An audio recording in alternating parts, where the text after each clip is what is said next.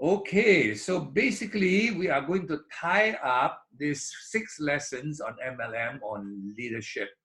Okay, what we're going to do is try to challenge you not to know these things. There were 6 lessons, and I know we picked up a few things.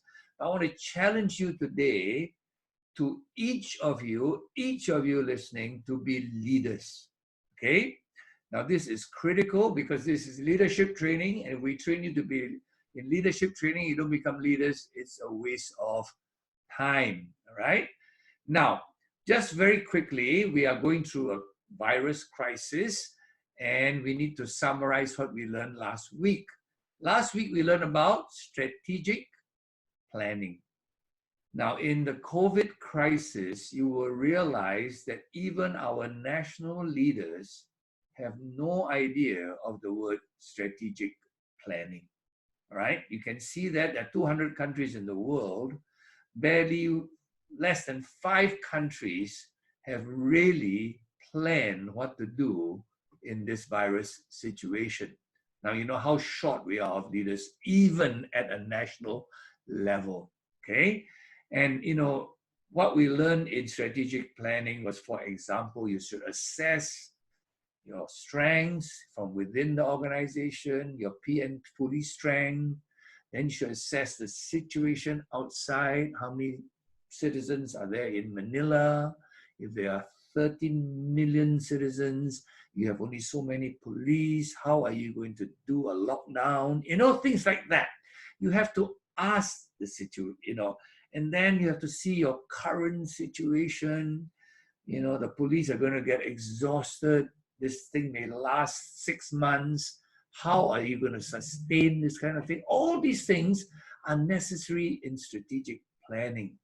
And we learn that if you don't plan, you plan to fail, you know? And so I hope that, you know, the virus situation helps us to understand how critical it is to plan strategically.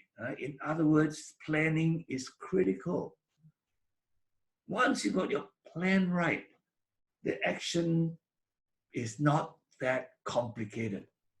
Once your plan is wrong, whatever you do, how hard you try, you know, it's not going to work. Okay? Failure to plan is guaranteed a plan for failure.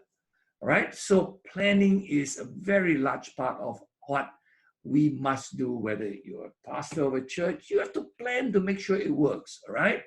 You have to plan to make sure it grows. You have to plan to make sure it grows continually, you know? So all those are part of strategic planning, okay? So a lot of things, last week's lesson, you could actually just watch what the crisis around us and we realize how lack it is. All right, now we come back today to summarize what we have learned in 6 weeks. Now, when John Maxwell planned MLM, Million Leaders Mandate, he managed to train 1 million leaders in a very quick time. Very, very fast. It multiplied. But today, if you were to ask John Maxwell this question, you train millions to be leaders. How many really became leaders? The answer was, he's going to shake his head and say, I am afraid very few. Okay? And that is why actually MLM was abandoned after a while. They did not really pursue it. Okay? Now, so today what I want to do is I want to challenge each of you, because many of you listening today are saying, PC, I'm not a leader. All right, whatever we've been teaching you, you know, we say God made us in his image. When God made us in his image, all right, it says in the likeness of God, in his image, he made us to have rule, to have dominion, to have leadership over all the earth, right? So we are all made to be leaders. Now, of course, some of you are going to protest and say, I'm not a leader. Okay, I'm just I work in a project, I manage a project, I administer a project, but I'm not a leader. That's not true. You may not be a leader on the level of the nation. You may not be a leader on the level of a big organization, but you could lead something. You could see in your home, for example, maybe your family relationships are not good. You could lead a change in that. It could be as simple as leading your dad and mom to now spend more time with one another. You saw a need, you possess a gift, both my parents, dad and mom like me, then you already have a leadership potential to lead dad and mom to be friendlier.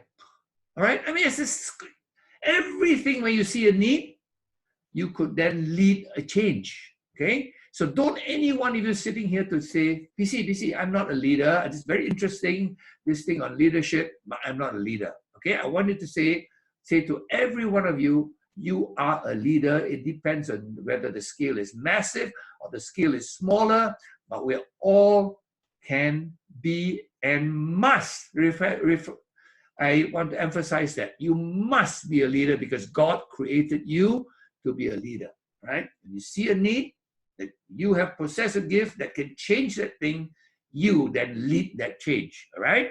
So please don't any one of you give this nonsense that I am not a leader, because if you are created by God, you are a leader, okay? It's just that you decided to be like Moses and try to escape and give all the excuses that, oh, I can't talk, they won't listen to me, someone else is better than me, God did not accept any of those excuses of Moses. He said, you can't talk, I'll make you lead 2 million people, right? You will lead them for 40 years. Okay, you want to run? No, I give you 2 million people to lead. Okay, so here I want you all to just accept the fact that when you are created in God's image and you believe Genesis chapter 1, you believe God created you, you're not a product of evolution, then you are a leader. Accept that right now and say, yes, I'm a leader. I will make a change somewhere where God shows me how I can lead something. All right? Now, there's always confusion between managing, administering, and leading.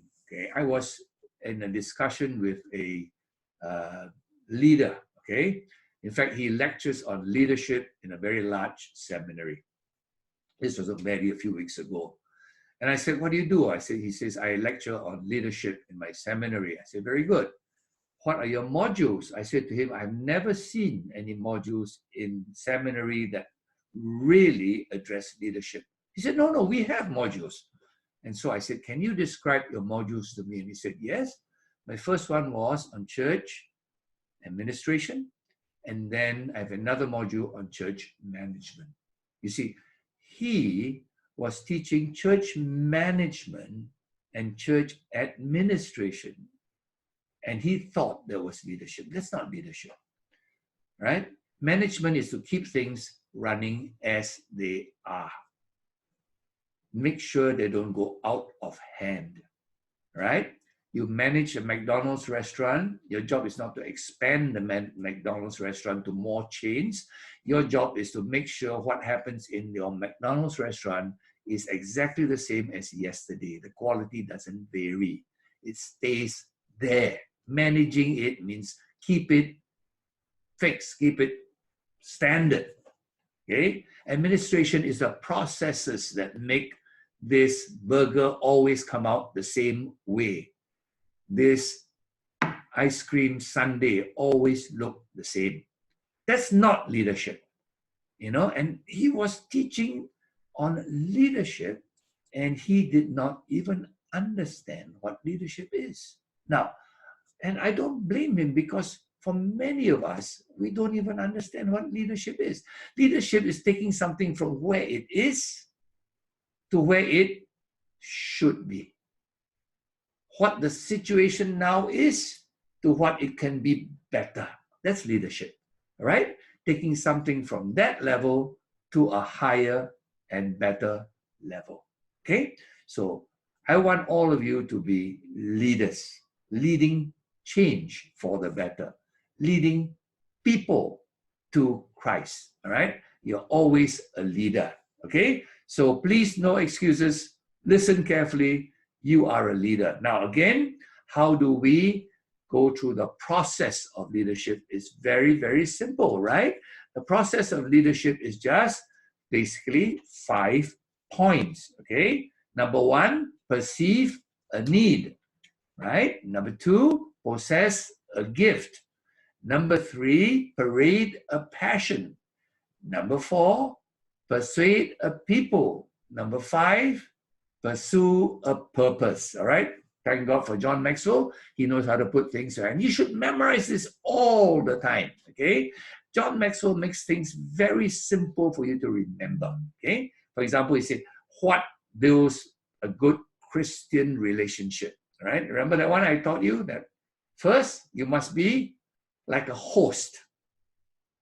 Everyone you see is like your guest. Treat him well. Welcome him. All right? Number 2, behave like a doctor. Find out more about that person. A doctor always has to know your history. Right? Number 3, be like a tour guide. Lead him on to higher ground. Okay? So, you just think like, I want to be a better Christian, building relationships in my church. What should I be? Oh, when I see a newcomer, I should be a host. This is church. I'm hosting him. Okay? Then when I sit down with him, I, like a doctor, ask questions. And then when I know him well, I lead him to the right ministry to serve. I lead him to the right care group. So John Maxwell has a way of putting things in very simple. So when you go back, just remember this. Perceive a need, possess a gift, parade a passion, persuade the people, and then pursue a purpose. I think you can memorize this. If you just repeat 3 more times, you will. Okay, so number 1. How does leadership begin? You perceive a need. Maybe you heard of something. Maybe you saw something, right? That you see, oh my goodness, there's a need here. You went to the barangay and you saw some kids. My goodness, this kid is 5 years old. It looks like 3. What happened? How come he's so stunted, so small? Something is wrong. You saw a need, right? Maybe you went to a family and you saw, wow, the husband and wife, the way they talk to each other, oh, scary. It's like they're quarreling, Or maybe you were in a house and you saw the kids so poorly behaved. My goodness, this is a Christian family and this kid is so rude to his grandma. Whoa, all right? So this, you perceive a need. Straight away, you like are shocked. You're troubled by it, okay?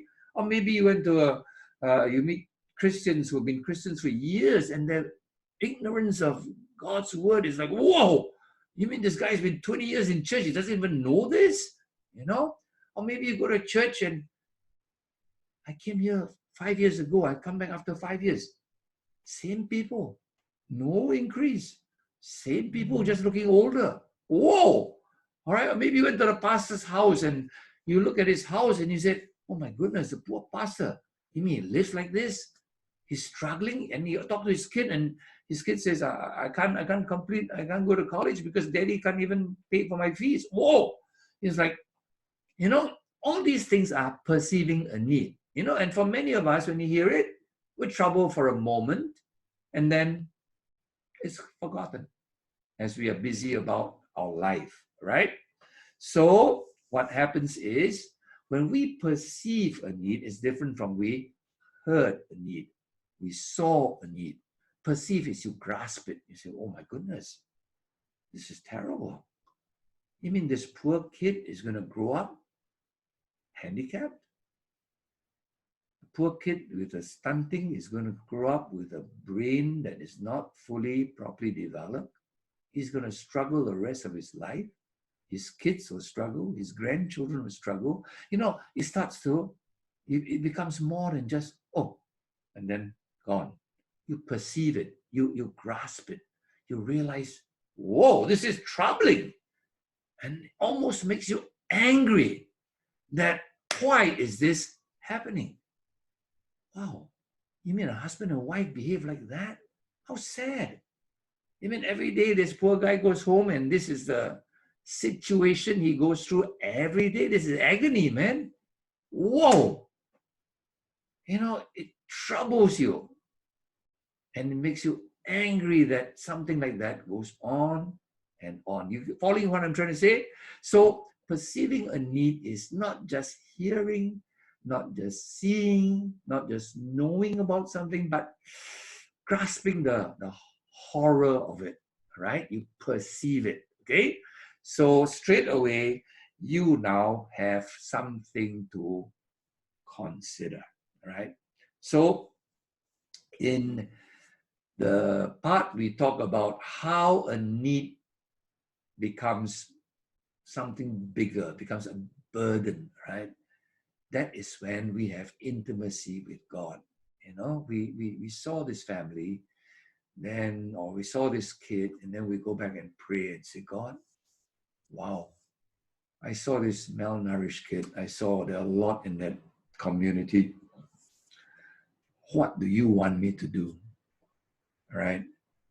You know, that's called when you have intimacy with God, when you have a relationship with God.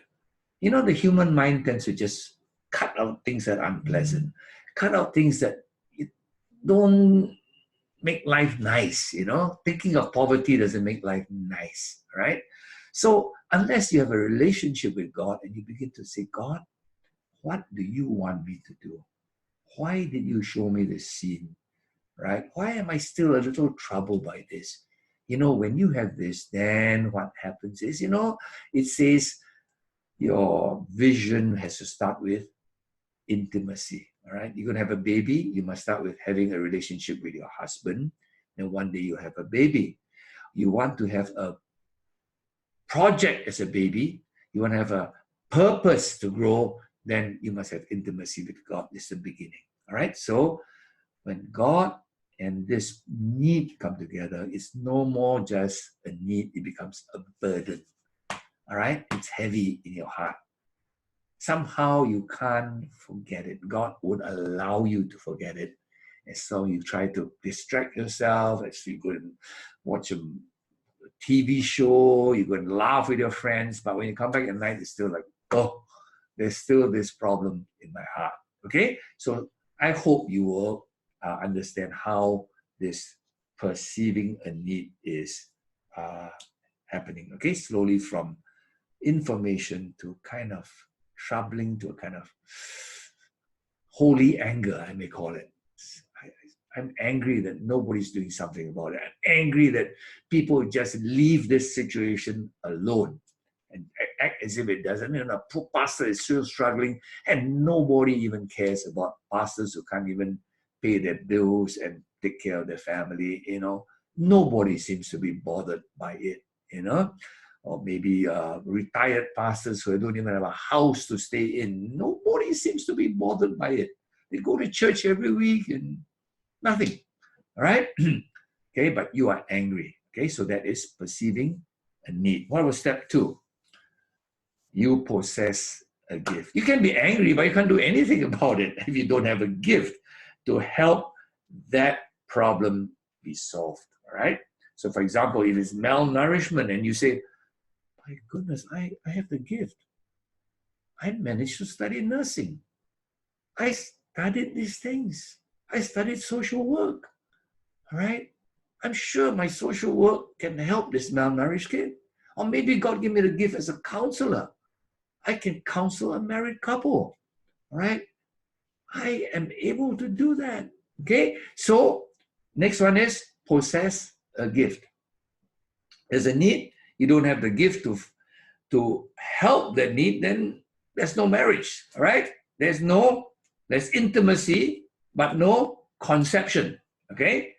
You know, so to have a baby, there must be conception. The male sperm must meet the female ova, then there's conception, all right? So in the same way, a need and a gift must then meet together, okay? So question is, do you know your gifts? Okay, so for many of you, you're already still, you know, you've been around for 40 years, you still don't know your gifts. For many people, you better know your gifts, all right? And thankful for them that they can be used, not just to earn a living, not just to make yourself more popular, more funny, or more respectable, but you have a gift that can be truly useful. Okay, so there are three kinds of gifts: spiritual gifts, which there's also the natural talents that we have, and there's also the acquired skills that we have. We call all of these gifts. Okay, so example, spiritual gifts. Maybe the gift of counseling. You can help people become better parents, better marriages. All right. You can help people with mental problems. You can, counsel out of school youth. You're good at that. Maybe you have to give a wisdom. You can sit down and help others, discern their gifts, and so that they can become better leaders. And you're using your gift. All right. Maybe a gift of teaching. You could sit down and teach people about something and convince them. You may give of evangelism. All right. You may give of disciple making. All right. All these things are gifts that each of us will have. I clearly know I have a gift of teaching. Right. There's no question about it. My spiritual gift is basically the gift of teaching. Right.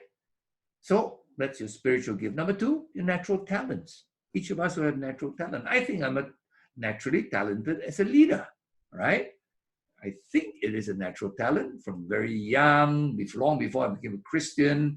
I used to run around and kids would follow me. When I play certain games, I could be like the unofficial captain, because that's my natural gift, leadership.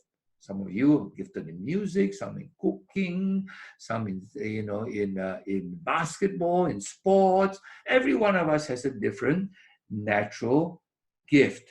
Okay, some in speaking, some in drama, some in presentation, in administration. All of us will have different natural gifts. So what's yours? What's your spiritual gift? What's your natural gift? All right. And then the third one is your acquired skills. For me, of course, I've acquired skills, in various roles as leader. So my leadership now and become more better. I've had to run companies, so my entrepreneurial expertise becomes better. I know how to run things, tie things up, because I have the acquired skill of running different organizations, right? Some of you acquired skill of going to medical school, some acquired skill of, whatever major you went through in university, that becomes your acquired skill. Okay, so some of you say, wow,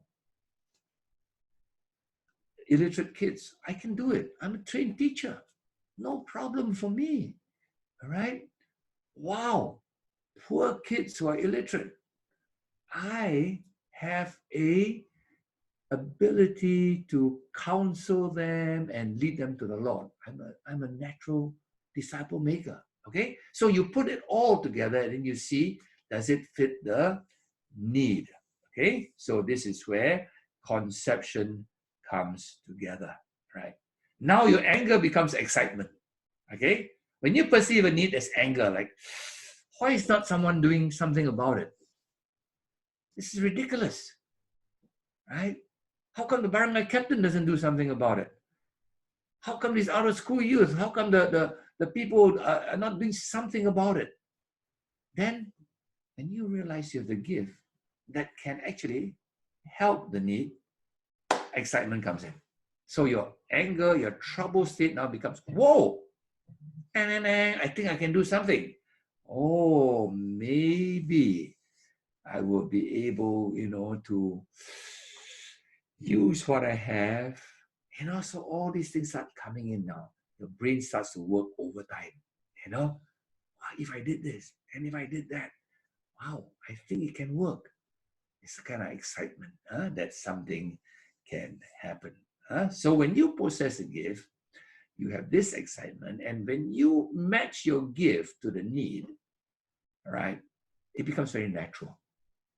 it becomes very sustainable. I mean, if you ask me to help kids at a music program, it's not sustainable because it's agony for me. I'm not musical, right? You ask me to cook for the poor, it's agony for me. I cannot. I don't know how to cook. All right. Every cooking is like torture for me, right? So it's not sustainable. Maybe if I have to, I can do it once, I can do it twice, but I couldn't do it for long. But if cooking was my natural talent, my goodness, I would love to work with undernourished. I would love to work with poorer people, because I can cook. I can. I would have to work in natural catastrophes. I would love to do that, So it depends on what your gifts are. Then you fit it in. Okay. So for me, like now, I want to create something called the Asian Leaders Lifelong Learning Center, okay, where it is actually a center where all Asian leaders, particularly Christian leaders, can upgrade their leadership skills in preaching, in teaching, in counseling, in pastoring, in missions, all the time. It's not like they go for 4 years and that's it, all right? This is lifelong learning. Okay, so my teaching skills now is being put to use, right? My natural talent, which is leadership, so Asian leaders, makes sense, leaders, because I work with leaders, because that's my natural talent. I'm a leadership guy, and then my entrepreneurial expertise from the years of putting things together, companies together, medical groups together. I put it all together and I could create something called the Asian Leaders Lifelong Learning Center. And that's going to come about in due time, that any Asian leader will have the materials to use. Now, there's a lot of leadership stuff, but it's often so westernized that it is almost like transplanting a foreign product onto a foreign plant or tree onto Asian soil. It usually doesn't take off, right? So for me, I put it all together and say, whoa, this is so exciting. All my so-called gifts can meet a need for Asian leaders, especially Christian leaders, especially pastors, to be more effective. Okay? So you see, when you match that, it becomes from anger, it becomes to excitement. You know what phase is this in vision? Intimacy is the first one. All right? Now is conception. All right? The two have met. A little new being is going to come out. A new project is going to come out. For some of you, it could be your basketball program. It could be a barangay program you're having. It could be some educational program you're having. It could be some little house marketplace church I'm going to start in my office. I don't know. It could be anything. It could be, wow, I'm going to now see the police in a certain province, all of them getting discipled. Wow. In the COVID situation, I see, wow, there's this need now, and then I have this gift. I can help meet it, So COVID situation, everybody has to stay home. Everybody, have far more time because you can't go out at night. So some of you are very good in making videos, can start making videos on COVID and its agonies, all right? And then in that, people will watch, all right? Bored during COVID? Type in bored, all right? And boom, come out all these things, and it could be something encouraging them, something that leading them to think about their relationship with God or bringing them to the gospel, whatever, all right? When you see a need, like now, there's a need. Boredom.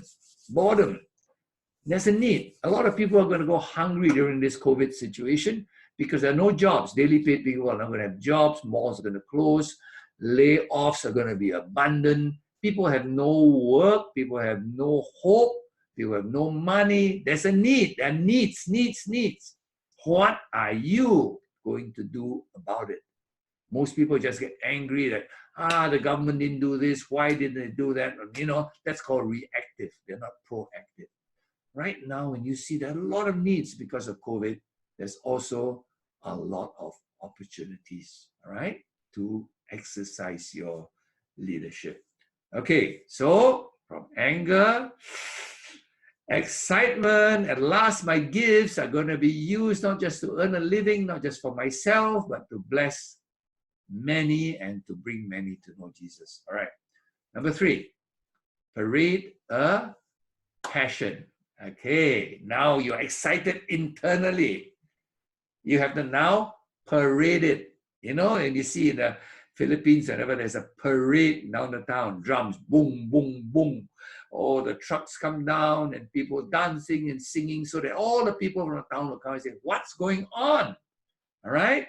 What cause is this? Is it to help this group or that group? Or is it a new organization starting? You know, you parade your passion now. You tell everybody about it. Okay? Now you have this mental picture is forming in your brain, right? Remember what is a vision? What's the definition of a vision? According to John Maxwell, a vision is a clear mental picture of a better tomorrow, a better future, given by God that moves a person to believe that not only could something be done, but it should be done. Repeat.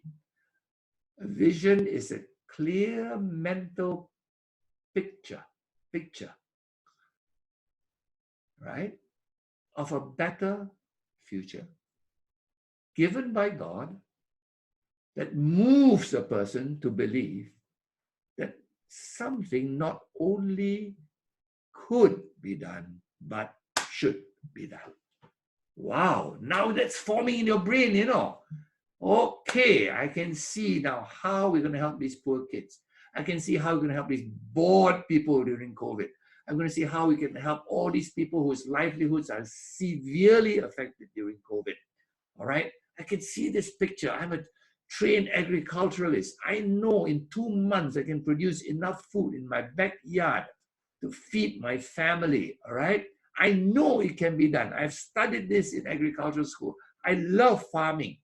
All right, I can do something, right? So all of a sudden you can picture, whoa, every yard is full of okra and you know, all this stuff, you know, and you say, wow, I can picture it. But now I need to parade it. I need to tell people it can be done, okay? So that's where you cannot contain already. You know, you go boom, boom, boom, drumming and down the town to call out people who may be interested in your cause. Okay, so as a leader, we need to then talk a lot. Okay, start talking about these things, right, to parade this passion. Okay, so I hope you understand what I mean now. Your first anger, when you saw that need, then excitement, and now announcement. You're telling people, all right, wow, why are we all sitting down and complaining about joblessness? We could turn our yards, we could turn our backyard into enough food for our family, all the veg we need for our family. All right, in 2 months, these seeds that we have will be vegetables on our table. All right, it's doable. Philippines has sunshine. Philippines has rain. You know, Philippines has land in the backyard. Why are we sitting down and complaining that we don't have work? Okay, so you parade that, you talk, and then others, makes sense. Yeah, that's a reasonable cause. I can figure that one out. Yeah, there's nothing illogical. Why are we all talking? Why don't we start doing something? All right, marriages are breaking down. Why are we talking about, oh, marriages are breaking down, this generation is terrible, you know, kids are not listening to their parents, blah, blah, blah, blah. We keep talking the same thing. Every time we sit down, we say the same thing. No, let's do something about it. Let's start couples for Jesus or whatever, you know, parents for God, you know, and something like that. And we start a movement. Parade it, all right? Talk about it. you know. So people will start being interested. Okay, so now we see there's some interest, some people asking you about it, talking to you about it. When you talk to them, they listen to you, you know. You're no more the crazy guy with anger and excitement. You're now the logical guy, which makes sense. Okay. Number 4, persuade a people. I hope now you realize all this. If you parade and you don't now enroll people into your project, then everybody's just interested, and then life goes on. They go back to their daily thing. You know, at a parade, people all come out and they go back. All right, you know, and that was nice. I realized there's a new organization in town. Boom, boom, boom. All right, but then you have to, after the parade, you have to go and persuade people. Right? Hey, I heard you are agriculturists too. I heard you're good with your fingers. I heard you have done planting when you were young. All right. You know, I heard that you really have a heart for the poor. Okay. Don't you think we should all pray about this and do something about it? You persuade people. All right. You have now COVID situation. Everybody's sitting at home doing nothing. They're going to watch rubbish on TV. They get more depressed when they watch all the news, all right? What are you going to do about it? I'm good at videos. I can write script. I'm a drama person. I can act. Let's do a skit. Let's do something about a family that's bored, you know? And everybody watches this sitcom on a bored COVID family in Manila. You know, you could act it out in some house somewhere. You know what? People will laugh, and then, you know, you form a group of interested people, and then you say, somewhere in your skit, you talk about how there is a beautiful home, there is a great future, there is peace in the heart if we have Christ. You know, you could just turn all this around if you have the perceived need, you have the gift, you possess a gift, you parade a passion, then others start joining in. Script writers come in, a video guy comes in, and then, you know what? It's no more crisis. It's a golden opportunity that you have done something, led people from depression to Christ. Okay?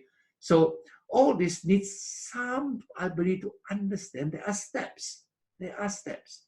If you have that anger in the beginning and that thing, don't stop there. Don't stop there. All right? Pray, God,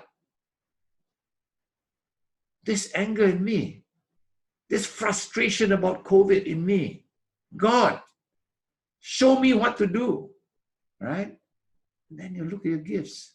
Said, all right, something's going to conceive in your mind. Okay? So I hope you are following it. And in this period, when we call persuade, people is like a baby, it's a gestation period. Right? First, you have intimate with your spouse. Then you conceive. You know, when conception is, whoa, exciting. I'm pregnant. I'm going to get a baby. But then the gestation is quite long. You got to wait 9 months as you persuade people, as you encourage people, all right, come and join you, all right? And then finally, all right, as you persuade people, you need to understand this is the hard part, you know? There'll be problems and different groups come in. There'll be frictions, you know. You run out of money during your filming process, during your trying to get your malnutrition project up. You run out of funds. You run out of people. You know, it's like labor pains, can't come out. The baby can't come out. A lot of problems, you know. It's difficult. And then finally, birth. That's called you pursue a purpose. The project is now real. Okay, we have a name for this project. We have our first, success in this project. Wow! In this village, every one of the moms realize infant malnutrition is not a temporary thing. It's not a smaller kid. It's a lifelong handicap. Wow, they got it. wow, they realize if they use certain plants in their backyard, the moringa or whatever, malungai in the backyard, wow, we could do something, you know. And wow, this project now is recognized by the, you know, the Department of Health or whatever. And now, whoa, it's like the baby is born and we have something to hold in our hand, you know. And this thing, unless we mess it up, is going to grow, you know. Wow, that is called pursuing a purpose. Okay, so all of a sudden now, all the labor pains, my goodness, I thought we got this videographer, he didn't come. I thought this person said that he will help, but then halfway dropped out. I thought we had enough money, but boy, goodness, it takes more money than I thought. You know, all these problems. I thought this person can do the public health talk, but it's not very good. We forgot to train her. You know, all those are pains, labor pains that just, and then finally a baby is born. Wow, that is a time of great excitement. You have now a project, all right? So this baby now is something you're holding, something real, something memorable, all right? Something that we can say is, you know, so satisfying, you know, and that is when you have a project. Okay, so for me, when I want to see a project running, I can say that I want to see this baby grow up that doesn't need me anymore. I want a project that can run without me. All right. Any parent would like that, to see a project that is growing so well, maturing so nicely that the project now can reproduce itself. This malnourishment project in this barangay now is so successful, can we use it next province and the next province and the next province? And you know what? I don't even need to be there. It has now a life, like a child has a life of growing up and being independent and multiplying. Okay, so I hope you see here, I've tried to summarize that all of you can be doing this kind of leadership. It can be something so tiny that nobody even knows, but you know what? You have exercised your gift of leadership. All right, it could be just between you and your brother, you know, and something. It could be just an untidy room that you want to improve, right? You saw a need. This room of ours is too dark. This room of ours is too hot. We can complain the rest of our life. You perceive the need, I perceive the need. You're angry about it, I am angry about it. All right?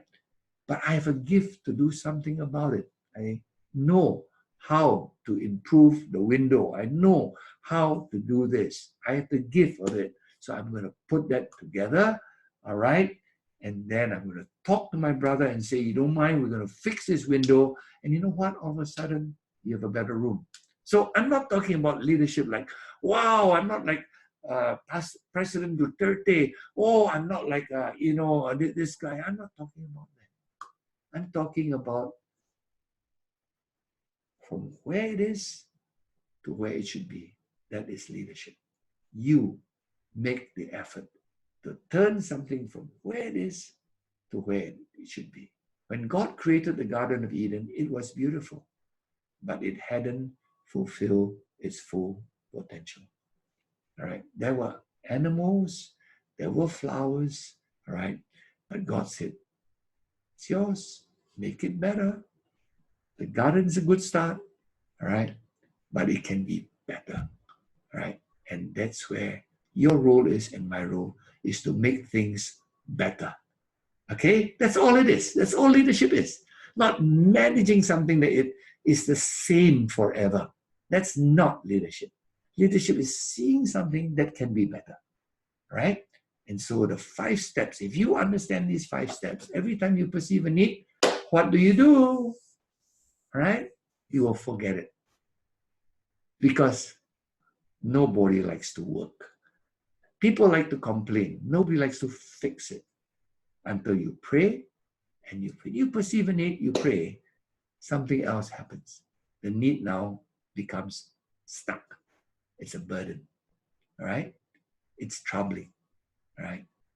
And then you have to put your gifts to it, get excited, and then you have this project. Okay, so I hope today all of you will exercise your gift of leadership. It doesn't matter in what area. You could just walk by, right, in the training center where we are, and you say, my goodness, these plants here, they look terrible. Let's do something about it. I'm so troubled by it's such a beautiful place, but the plants are half dead. I'm going to do something, right? That's the need, right? Then you go home and pray about it. Lord, I want to glorify this place. What can I do? And then all the other steps slowly will start falling in place. Okay? So I hope this helps us that we will all exercise the God-given role to make the world a better place that will glorify God. All right? God wants us all to do that. This is the will of God. You ask me what's the will of God? God put me here to make the world a better place. Okay? So I hope you will do your part. You have to start with the little things. Be faithful in the little things you can change. All right? And then God will give you bigger and bigger things. All right? I said life begins at 70 for me. Why? Because at this age, I've done so many little things that God's given me bigger and bigger things. All right? So it's exciting. Okay? That the experiences I had in leadership, all right, if I was faithful in them, God will give me bigger experiences. And at the end of the day, we all will have to stand before God and say, what did you do with your life? You just, like an animal, wake up, go to work so you can eat, then you sleep, watch TV, then you sleep, then tomorrow you do the same thing.